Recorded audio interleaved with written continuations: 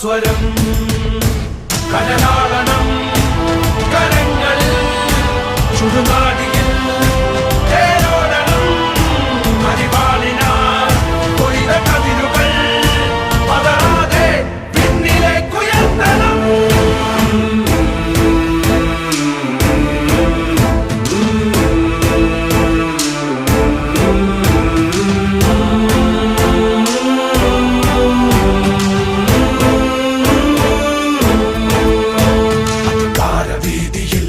ഉയർന്നു നിന്നിടും കോട്ടമതിലുകൾ